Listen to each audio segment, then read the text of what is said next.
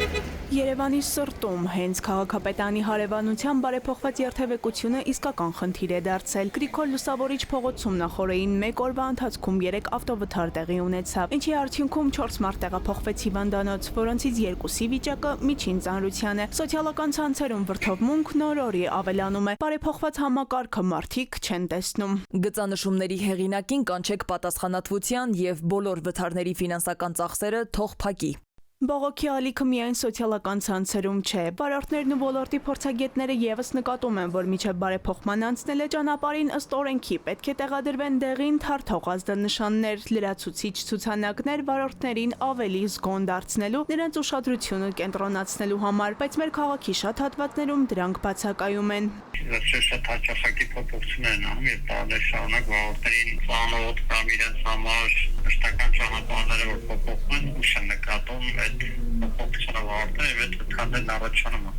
Ոլորտի փորձագետների խոսքով իրազեկման արշավները արդյունավետ չեն գործել, քանի որ երկար բովանդակությամբ հայտարարություններ տարածելը արդյունավետ մեթոդ չէ։ Ասում են, հաճախ նույնիսկ ոլորտին քաջատեղյակները չեն հասկանում նման հայտարարությունների բուն ասելիքը։ Խիստ պաշտոնական նրանց տեղի ունեցել, որ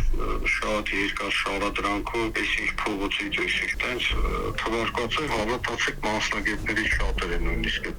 վերահոսից բան չեն հասկանում։ Փորձագետները հիշեցնում են, եթե երթևեկության պայմաններն արմատապես փոխվում են, ապա օրենքով սահմանվում է լրացուցիչ ազդանշանների տեղեկատվական վահանակների պարտադիր տեղադրման պահանջ, իսկ եթե դրանք բացակայում են, սա արդեն իրավական խնդիր է։ Նույնիսկ օրենքով է նշած, որ փոփոխություն կատարողները 10-15 օր տեղեկատվական նշաններ տեղադրեն լրացուցիչ ու տեղեկատվություն տալ։ Մասնագետները ստեղծված իրավիճակը ոչ թե առանձին վարորդների խախտումներով են պայմանավորում, այլ այն, որ համակարգային սխալ պլանավորման հետևանք է։ Ոստիկանությունը պարտավոր էր գրեթե շուրջօրյա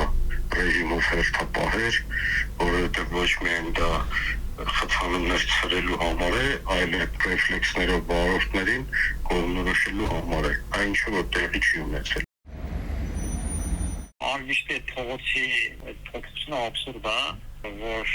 մեկ-երկու երթևեկելի գոտի են դարձել ու մեկ ավտոբուսների համար են նախատեսել։ Ասում են այնպես, որ այդ հատվածում հիմա ճանապարհային ոստիկանությունը հսկողություն անում մարդկանց հորդորում ասում է եկեք այդ երթուղիով երթևեկեք եւ մեկ այլ կառույց է ճանապարհային ոստիկանության տուգանման, որ դու ավտոբուսների համար նախատեսած երթուղիով ես երթևեկում։ Փորձագետները պատկան մարմիններին հորդորում են առավել մանրամասն ուսումնասիրել ստեղծված խնդիրը, ասում են, որ տրանսպորտի համար երթուղի առանձնացնելը բավարար չէ։ Անդրադառնալով պատահարներին վարորդներին հորդորում են քայլեր ձեռնարկել, որպեսզի իրենց հետ պետական մարմինները եւս պատասխանատվություն կրեն։ Ասմիկ Անտոնյան, ժամը լրատվական։